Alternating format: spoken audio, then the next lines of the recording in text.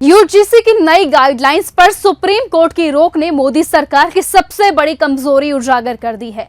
Azad Samaj party के प्रमुख और नगीना से सांसद चंद्रशेखर आजाद साफ ये कहते हैं कि ये फैसला सरकार की नीयत नहीं, उसकी नाकामी का नतीजा है। मैं तो एक अधिवक्ता हूं और माननीय सर्वोच्च न्यायपालिका का सम्मान करता हूं, तो मैं ये मानता हूं कि जो फैसला वहां दिया गया है वो फैसला सरकार के कमजोर पक्ष की वजह से हुआ है। अगर सरकार मजबूती से अपना पक्ष रखती और सरकार की कथनी और करनी फर्क नहीं होता तो फिर वहां स्टे नहीं होता। अगर हम फैक्ट रख पाते कि 118% की वृद्धि, और ये प्रयास करते बताने का कि आप ही के द्वारा कहा गया था रोहित वेमुला और डॉक्टर पायल के केस में कि इस पे सख्त कानून जो है बनने चाहिए, तो गाइडलाइन ही बनी है ना।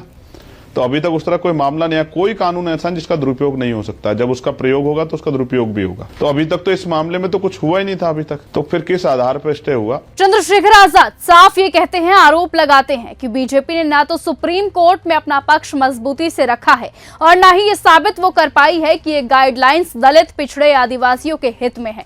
उनका कहना है कि सरकार शेडो पॉलिटिक्स खेल रही है, सामान्य वर्ग को भी नाराज नहीं करना और असुरक्षित वर्ग को भी गुमराह करना। लेकिन यही दुविधा अब सरकार पर भारी पड़ी। चंद्रशेखर आजाद सवाल उठाते हैं कि अगर सरकार सच में सामाजिक न्याय के पक्ष में थी तो संसद में बिल लाकर इसे पास क्यों नहीं कराया गया और इसे 9वीं अनुसूची में डालने से क्यों हिचक गई। वो कहते हैं कि सुप्रीम कोर्ट की टिप्पणी की हस्तक्षेप ना होता तो समाज बंट जाता। सीधे सीधे सरकार की मंशा पर सवाल उठाते हैं। चंद्रशेखर आजाद ये कहते हैं कि एक तरफ हिंदू राष्ट्र की बात की जाती है तो दूसरी ओर जात पात खत्म करने के लिए नारे लगाए जाते हैं, लेकिन जैसे ही दलित, पिछड़ों के संरक्षण की बात आती है तो सरकार खुद ब खुद कमजोर पड़ जाती है। यही वजह है कि 29,000 शिक्षक भर्ती, 27% ओबीसी आरक्षण और हजारों पद पर हुए घोटाले सालों तक लटके रहे। चंद्रशेखर आजाद कहते हैं कि अगर सरकार ईमानदार है तो संसद में कानून लाए, विपक्ष पूरा समर्थन देगा, लेकिन आधे अधूरे फैसलों और राजनीतिक चालबाजी से सामाजिक न्याय नहीं मिलता। आप ये जानते हैं कि सुप्रीम कोर्ट में कितने मामले पेंडिंग पड़े हैं? 29,000 शिक्षक भर्ती में 20,000 पदों पर घोटाला हुआ था, 1 साल से पेंडिंग पड़ा हुआ है।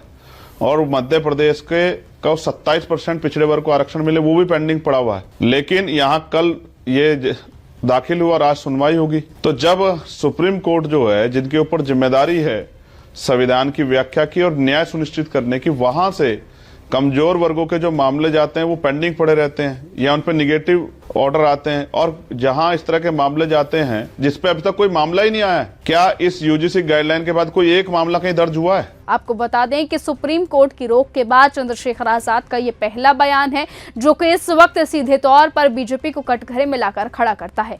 उन्होंने साफ तौर पर कहा कि ये सीधे सीधे बीजेपी की कमजोरी को उजागर करता है। लेकिन फिलहाल इस खबर पर आप सभी की क्या राय है? क्या चंद्रशेखर आजाद का ये बयान सही है या गलत? क्या आप चंद्रशेखर आजाद का समर्थन करते हैं या नहीं? कमेंट सेक्शन में अपनी राय लिखना ना भूलिए। तब तक के लिए नमस्कार। अगर आपको ये हमारा वीडियो पसंद आया हो तो इसे लाइक और शेयर करना बिल्कुल ना भूलें। साथ ही हमारे चैनल न्यूज गंगा को सब्सक्राइब और फॉलो जरूर करें ताकि देश और दुनिया की हर बड़ी खबर आप तक सबसे पहले पहुंचे।